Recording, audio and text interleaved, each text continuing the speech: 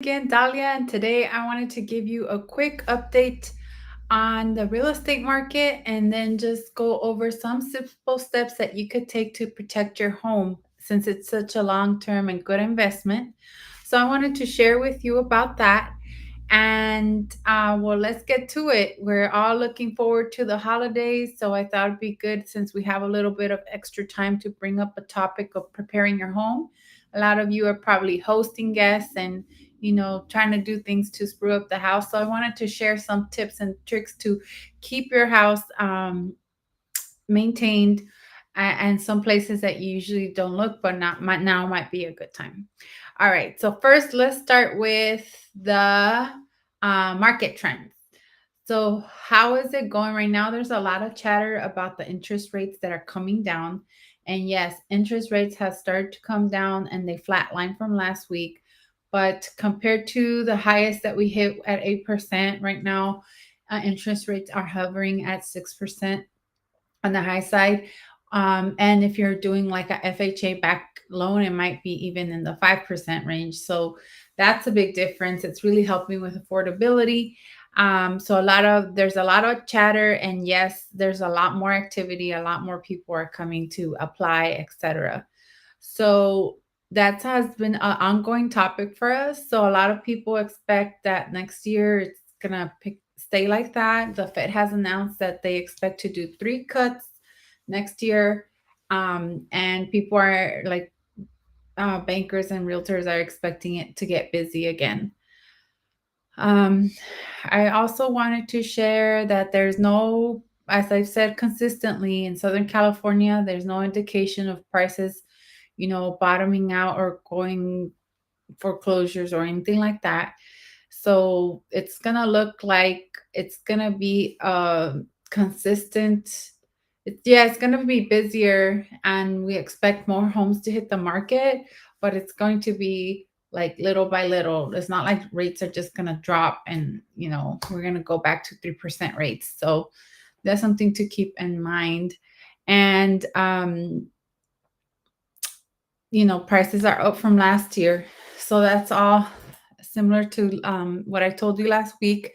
Now, going to the topic of the home. So first, I wanted to talk what you want to look inside the home and then outside the home. We'll talk about that secondly. Okay, so inside your home, you want to look at windows, make sure those are all sealed, and doors, and make sure those are in good condition, because this really helps with like the heating and the cooling of the home. Make sure there's no big gaps to let in cold or hot.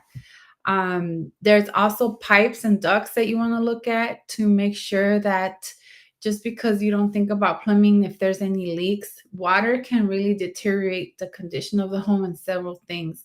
It can really create termites, bring rodents. A lot of pests look for water and they will look for it in your home. Um, Also, the water damage can cause mold. So these are just to name a few. So you want to make sure you can look in all the places to make sure that your pipes and faucets aren't leaking. Um, if you have a basement that's not finished, you need to make sure that you clean your sump pump if you have one. If you don't, then you want to go underneath your foundation and see or take a peek, send someone in to make sure that's all good. And it doesn't always, it depends on where you live. Some places really need this, especially if it rains a lot. Like where I live, it's okay, but you want to at least go there underneath your house at least 2 to 4 times a year. Between there, you want to, depending on your weather, like California, you could probably get away with three. If you get a lot of heavy weather, then you probably need to go over there 4 times a year at minimum. And really important is your heating, air, and venting, your HVAC system. That's really, really important. If there's a lot of dust in your home or if you had major construction, I really recommend that you have the ducts cleaned at least once, especially if there's people with allergies, because that really helps reduce that for them. And you could even do sanitation on the system to help people with allergies. And, it could Maintenance is really good because it could avoid from things breaking and then costing a lot of money. And sometimes the HVAC people will come look at it for free. Sometimes they'll charge you a small fee, but it's always better to get ahead of that. Now let's talk about the outside of the home. So there's three main things on the outside. Of course, the roof is so expensive.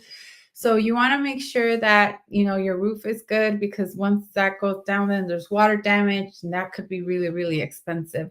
And sometimes we don't think about the roof because we don't really go up there. So you want to always do this, preferably when there isn't heavy rains and roofers are available, because once it starts raining, they're super, super busy. Gutters, you always want to make sure you have those clean and you take time to clean those. If those aren't working, I've seen leaks that can really cause damage into other areas of the home and even cause mold and things like that. So it's important to keep debris out. Sliding and foundation is another one. When it comes to your home's exterior, that's something that you could look for paint that's chipping. You could also look to see if there's cracks along the walls around your home. And, always consult with a professional when you're a homeowner and you reach out to these companies. Some of them will come for a very small fee or for free. And, one thing can lead to the next. So, for example, if you don't clean your gutters and there's a lot of water damage, that can cause the siding to deteriorate, and the water can also really impact our foundation. So all these things really trickle down into each other. And then water damage could also gutter from not cleaning the gutters can cause um, termites, etc. So all these things are really important. I'm going to post this article on my website, and if you guys want a PDF, please go ahead and send me a message, and I will send you this in a PDF as well, as so you can have it as a checklist. I wish you all a happy holidays. Enjoy your time with your family and friends. And thank you all for supporting my channel and always being there for me. I really enjoy your comments. So thank you so much.